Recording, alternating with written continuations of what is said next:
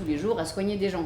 Sauf qu'en fait, à un moment donné, quand vous allez arriver sur un événement indésirable, qu'il soit grave ou pas, c'est parce qu'en fait, ça a traversé tous les trous du gruyère.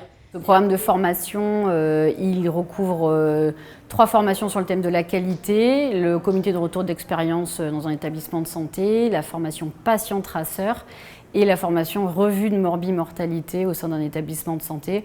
Ce sont 3 outils pour améliorer la qualité et la sécurité des soins.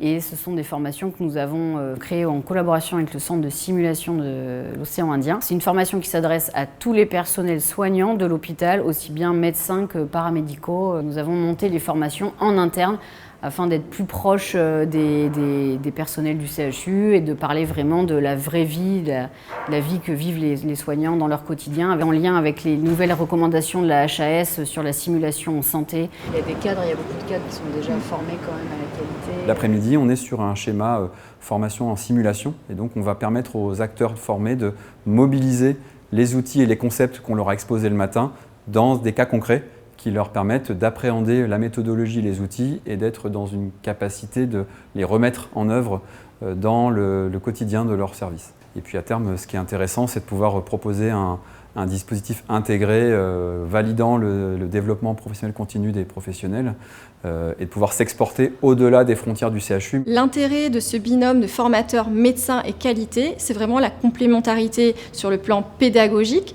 et sur la vision terrain.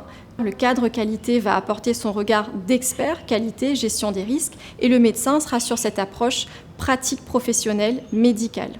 Notre approche, elle est vraiment de travailler sur les facteurs organisationnels et humains pour développer une culture de sécurité au sein de notre collectif de professionnels. L'idée, c'est vraiment de reprendre le fonctionnement de la qualité à l'endroit dans nos services et d'avancer dans cette maturité qualité, d'essayer. Le fait qu'on soit un groupe de catégories professionnelles différentes aussi, ça permet les échanges. C'est le fait de pouvoir se mettre en situation réelle et concrète et d'être un peu plus préparé à ce qu'on pourra avoir comme question, comme déroulé de cette réunion. J'avais pas forcément les côtés théoriques, la procédure. Ça donne vraiment envie de travailler vraiment cette approche qualité qui fait partie de mon métier et tout faire au mieux pour justement limiter les risques pour les patients ainsi que le personnel.